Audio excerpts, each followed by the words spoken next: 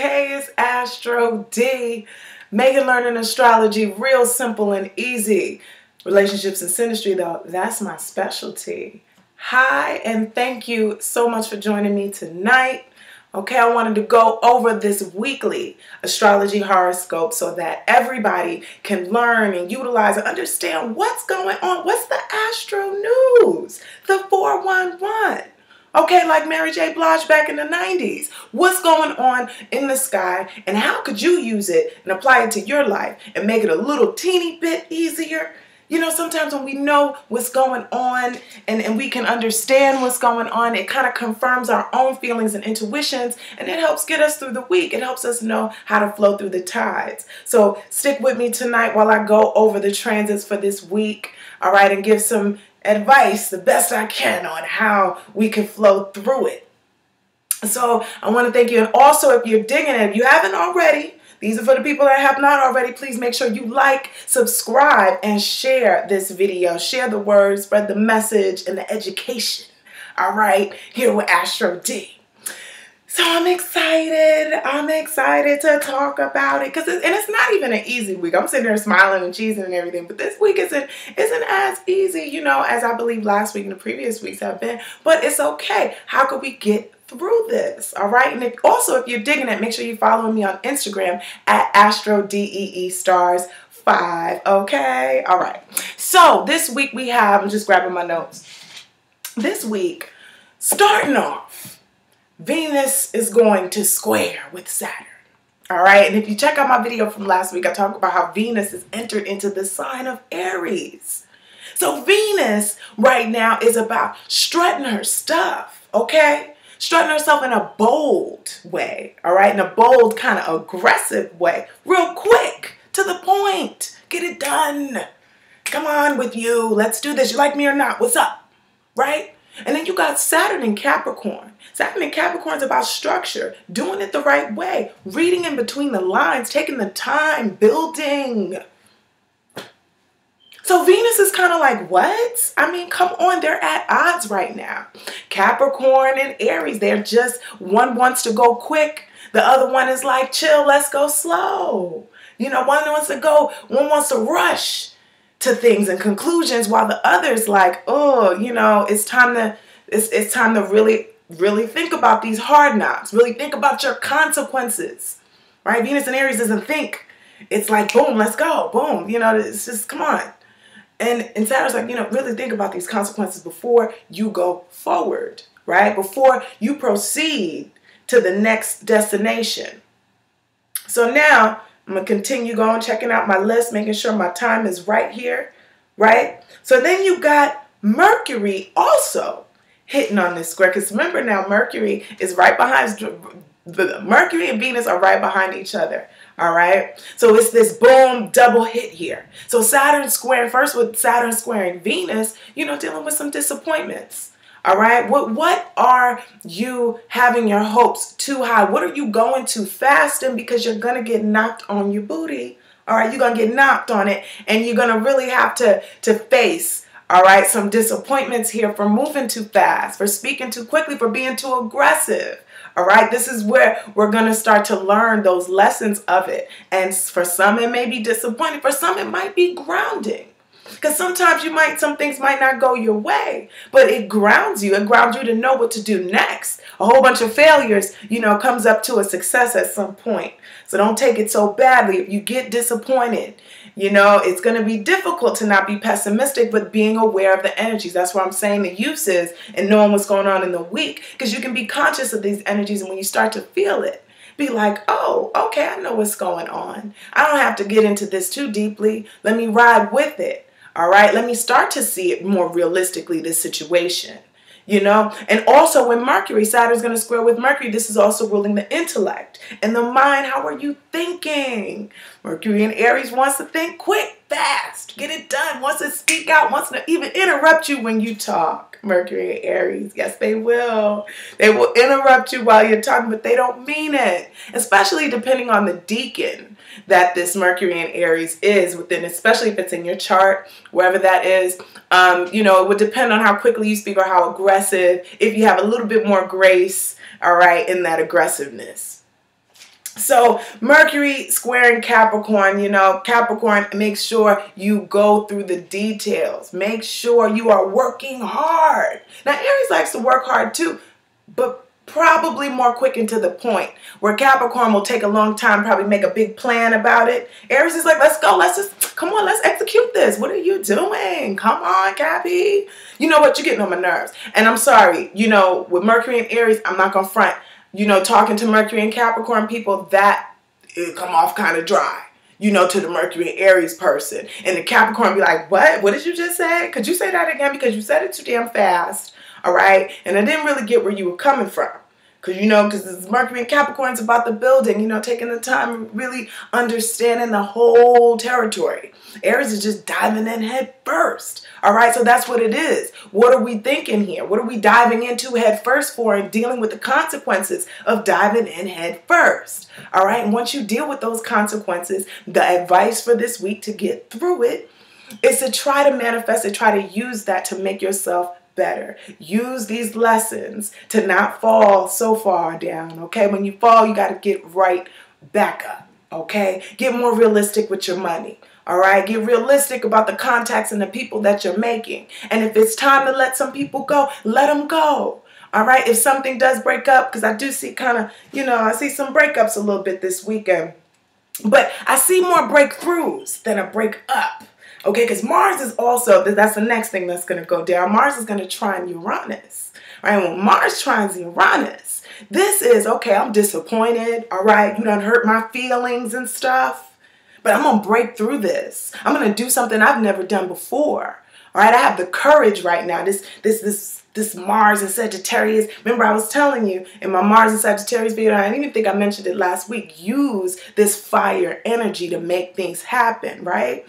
Mars trining Uranus, unexpected breakthroughs, unexpected pushes through limitations. The drive, Mars rules the drive. How are we getting through this sucker, all right? How are we getting through it? Take the lessons, apply them. All right, take the lessons and move forward and get your freedom. If you are feeling burdened and depressed during this Saturn square Mercury, there is hope because within it, like I said, jump on that Mars trine Uranus energy. See, I'm feeling it right now. You know, it's me and Lauryn Hill. Hope you like my Lauryn Hill tee. I design a lot of tees you'll see me wearing.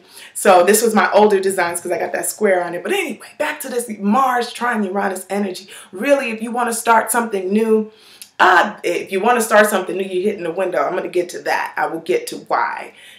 Have a little caution here. So it's almost like this speed forward, chill for a second. Speed forward, just chill. Hold on. Chill for a second. No. Speed. No, chill. It's this back and forth kind of energy you got going on because of the way the planets are going. So just flow with it the best that you can. And if you find that you cannot push forward as quickly as you thought you could or you thought you wanted to, just make sure you understand the lessons as to why. Really ground yourself. Okay, that Saturn square Mercury energy. Try not to get too pessimistic because Saturn rules on the intellect and this kind of weighs it down a little bit. Okay, we start to get more critical. We start to get a little more pessimistic. I see you didn't put that T. You didn't cross that T. I see you didn't do that, and I'm tired of you not doing it. Just nitpicking, okay? Nitpicking and just seeing the negativity first before you see anything else with with Saturn squaring Mercury, right? So just be easy on your fellow neighbor. If you see what's wrong, all right, try to communicate that in the best way because Mercury and Venus are going to conjunct each other. They're going to get close. They're going to get close. And when they get close, all right, this adds beauty to the words. All right, this adds more beauty to the thought and the intellect. All right. Now, with that comes really beautiful handwriting, right? Because Mercury is also the hands and the writing styles. So that proves really pretty handwriting. You got Saturn squaring that. That's get some ugly handwriting too. Or it took you a while to really develop those skills in speaking, right? And developing your speech and developing your handwriting and all that stuff. But ain't nothing wrong with it, okay? We all got to learn. We're here to evolve and develop these charts. We're not just here to just be like, oh, my Mercury's in Aries, so I'm just going to keep interrupting people. I'm not going to try. No, make the effort. Transcend that to the next level, all right? So that's one thing. Freedom from burdens, taking the disappointment and doing something better. Alertness. This is also slapstick comedy to me. You know that comedy where somebody's kind of walking, Mars trine Uranus, I'm saying. You know that comedy where somebody walks and they trip, but it's the way they trip and fall that makes it so funny? You know what I mean? Because this is action, okay, to the sense of humor, right? So action within the sense of humor. The way someone's doing something could just be funny. Comedians, do your thing, okay? Do your thing. So the interesting thing is how we're going to feel this surge of drive, right? To do the damn thing. But we have to keep in mind, y'all, we got to keep in mind, Mercury is going to be in retrograde shadow. All right, retrograde shadow, you're like, Z, is it in retrograde or not? No, it is in retrograde shadow. So that means you done got in the car. Okay, you got in your car and you turned on the keys and you're letting it warm up right now. But you're about to get in the car. All right, the journey is about to begin. Okay, you about to cut on the music. All right, and then eventually press on the gas and be gone. And that's what Mercury is about to do right now. So it's not quite acting up just yet, but this is kind of the time to close in on those deals, close in on, you know, have those conversations you wanted to have. I don't know about having it during Saturn squaring Mercury and Venus. And let me give you that date. That's going to be around from the 10th to the 15th. Okay, so around that time, this is really the week to kind of shut it down. Last week was the week where you had those important conversations, where you had those conversations where you really wanted to. And it's not, I don't want to be a Mercury retrograde fear monger. I don't want to be that. I don't want to be that person to you.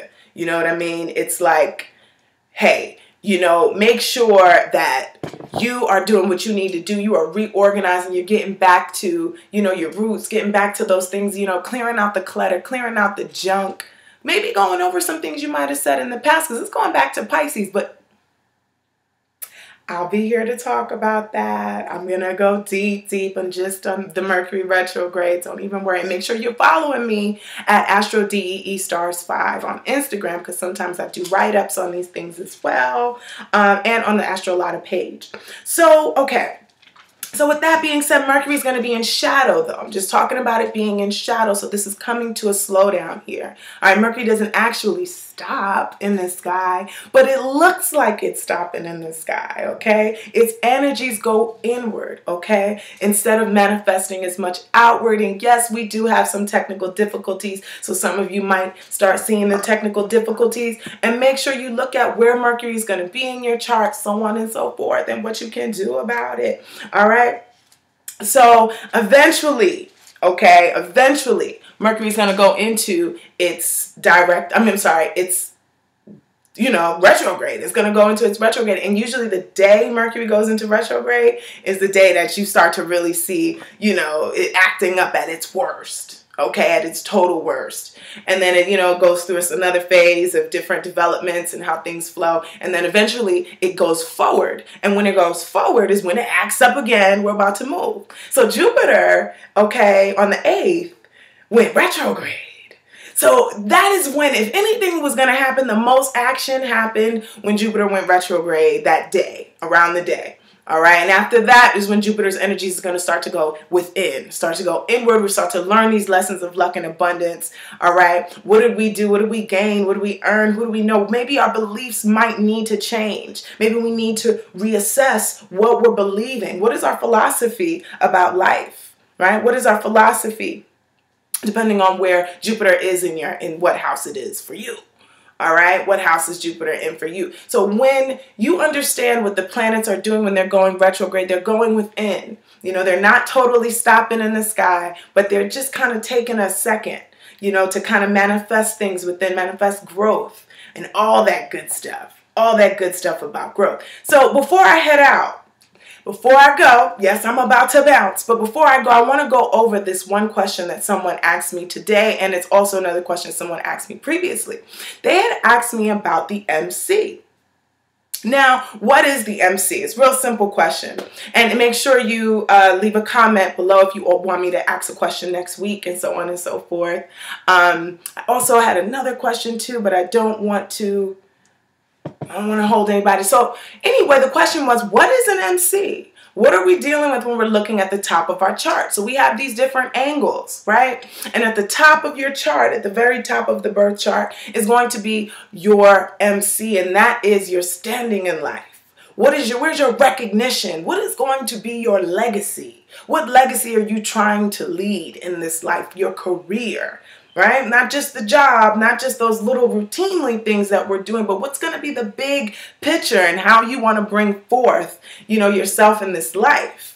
Right? So a lot of planets that tend to be in the MC definitely depict what the career is. Yes, I do not just do relationships and synastry. I also do career charts. So someone that wanted a career reading had asked me about that, and they wanted to learn more about the MC and how can we utilize what's in the MC to truly find what our calling is. What can we do that we can truly accelerate in? Where is your MC? What is that angle? So I highly encourage everybody to to look up your MC. Please share with me in the comments. Tell me what your MC is. Let's talk about it. If I missed your question this week, I absolutely will get it next week. So do not fret. I saw it. Okay, I saw it.